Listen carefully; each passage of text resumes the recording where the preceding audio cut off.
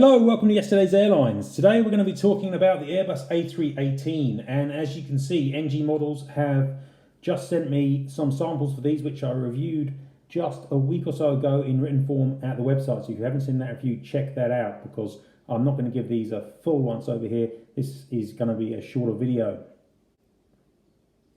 Now, the A318 is an interesting type because it's so weird. It's often the case when manufacturers try to upsize and downsize their type from the standard that they end up looking quite strange. And obviously the 318 has this super short body but with this larger vertical stabilizer, which makes it just look a little bit odd in its proportions compared to, say, the A319, which you can see I have here, which has the smaller stabilizer and a slightly longer fuselage.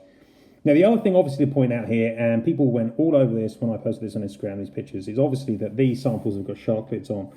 It doesn't matter because NG clearly have a wing fence wing, which they've got here on this A319 and the A320s. So they've got the wing and it's no different. So calm down, they'll get the wing right. It just seems that NG have this habit of putting together the samples in a slightly sloppy fashion.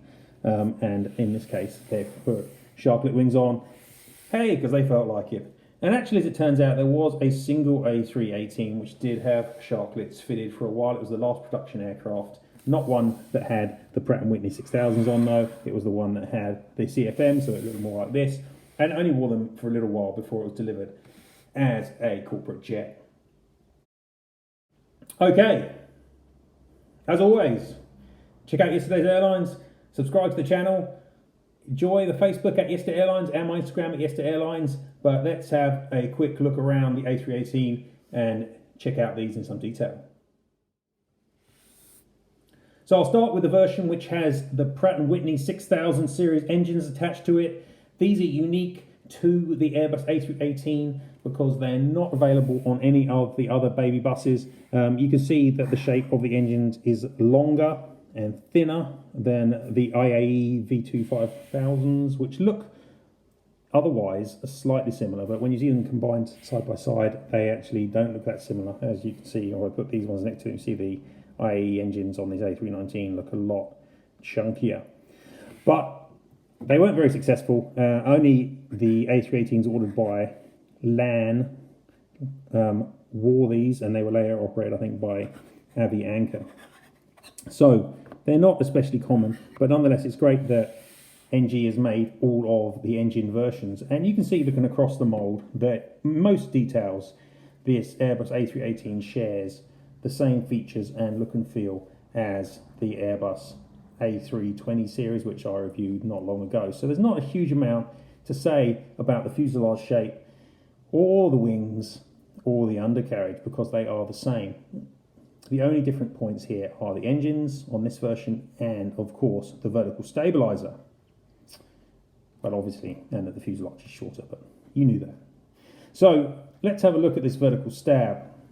Now, if we compare it with that of the A319, obviously you should see that it is substantially taller, and yes, it is. So that's great. I think that looks good. Now, the problem that they have got here is that they've done something similar to what they did with their 777s, and that is they've just lengthened the tail here, but they haven't looked at the structure of the rudder. So we've got a problem here in that the structure of the rudder is incorrect here. The rudder on the A318 does not go all the way up to the top of the tail. It should cut in, say about here where my fingernail is. And then also this panel line here should not be angled the same. It should be horizontal across the top of the tail. So it's a relatively small change, but I'd say that should cut across like that, and the rail should be there, finishing there too. So that's something that NG need to fix before they release this. That's a fairly major thing. But generally, the shape of the actual stabilizer itself is good. Haven't got any other issues with it, but they need to fix that. I do think the panel line detailing here is still quite chunky, quite deep, but that's a feature of their other A320s as well, and I'm not sure it will make a big difference when the printing's on. Moving over to the CFM carrying version, and you can see again it looks good. Except for those issues I've raised with the tail. The engines of the CFM perhaps fit the aircraft better, it looks more normal and less unusual, and the CFM version of the plane was certainly substantially more popular than the Pratt & Whitney powered version.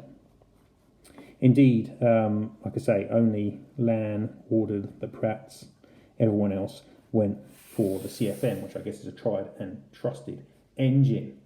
Now, if you're interested in what airlines could possibly be released using this mould, then I strongly suggest you get over to my website and check out my A318 baby bus wish list, because it goes through those airlines and pretty much all of the possibilities. There are only 80 A318s made, but there's a surprising number of airline carriers. You've got airlines like British Airways, had a couple. Air France has still got their A318s. Then they were also operated by Tarom in Romania, which again still have got their 4, I think it is, A318s in service.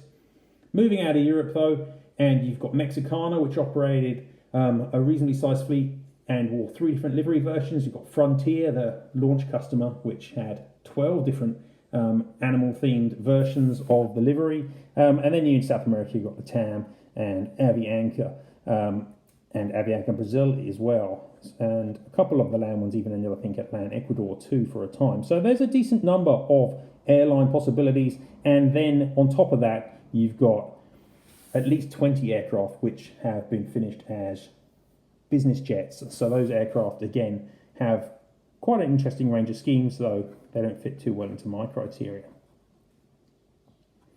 I think that this A318 is clearly much, much better than the Herpa version, which is the only real competitor. There's also a Dragons version, but it is possibly the worst mould ever made in 400 scale and was only used twice anyway, so you just ignore that one. But the Herpa one barely got used anyway. I think they've made 3 or 4 Air France and BA versions and nothing else. So it's really a clear field for all those moaning about innovation. Get it back, because the reality is nobody's made the vast majority of A318s in 400 scale.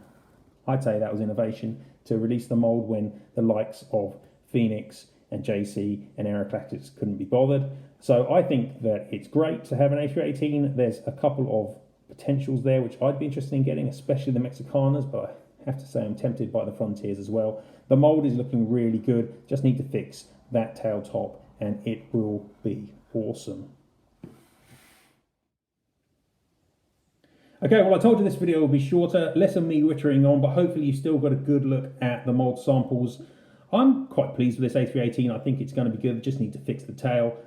Good variety of liveries out there, far more than you possibly think, and certainly a lot more than on the 737-600. So I think this will be a good little baby bus mould, and hopefully it'll get some usage, and we'll see a good diversity of releases. Thanks very much, NG Models, for sending me the samples, as always, and thank you very much for watching the channel, people. That's it this time around, but stay tuned. Obviously, I just had the A350-1000 sample, so NG, regularly send me new samples, so do AV400 and others, and, I like to keep on top of the news, so keep an eye on the channels, and you never know what's coming next. See you guys, bye.